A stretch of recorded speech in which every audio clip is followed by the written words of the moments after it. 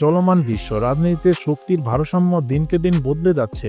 একসময় সামরিক ক্ষমতায় আমেরিকা ছিল একচ্ছত্র আধিপত্যশালী, তবে সময় বদলেছে।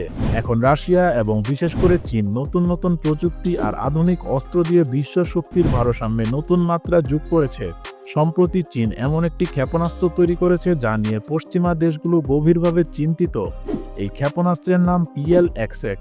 এটি একটি এয়ার টু এয়ার মিসাইল, যার কার্যক্ষম রেঞ্জ 500 কিলোমিটারেরও বেশি, অর্থাৎ যুদ্ধ বিমানে বসে এত দূরের লক্ষ্যবস্তু ধ্বংস করা সম্ভব।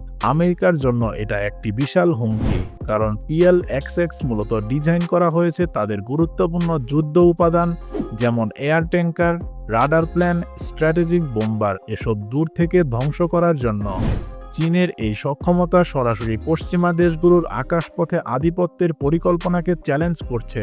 এমনকি এটি রাশিয়ার R-37M ক্ষেপণাস্ত্রকেও ছাড়িয়ে গেছে, যার রেঞ্জ ছিল 400 কিলোমিটার। আর আমেরিকার AIM-120D এর মতো মিসাইলের রেঞ্জ PLXX এর তুলনায় অনেক কম, মাত্র 180 কিলোমিটার। এটা পরিষ্কার, PLXX শুধু একটি ক্ষেপণাস্ত্র নয়, এটা চীনের এক স্ট্র্যাটেজিক মেসেজ। তারা এখন শুধু প্রতিরক্ষায় নয়, আধিপত্যেও এগিয়ে আসছে। অন্যদিকে আমেরিকার সামরিক খাতে নানা রকম সংকট চলছে।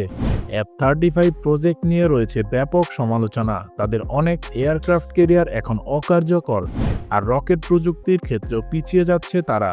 সব মিলিয়ে বোঝা যাচ্ছে চীনের এই PLXX মিসাইল শুধু প্রযুক্তির দিক থেকেই নয়, বিশ্ব রাজনীতির দিক থেকেও অনেক বড় পরিবর্তনের ইঙ্গিত দিচ্ছে।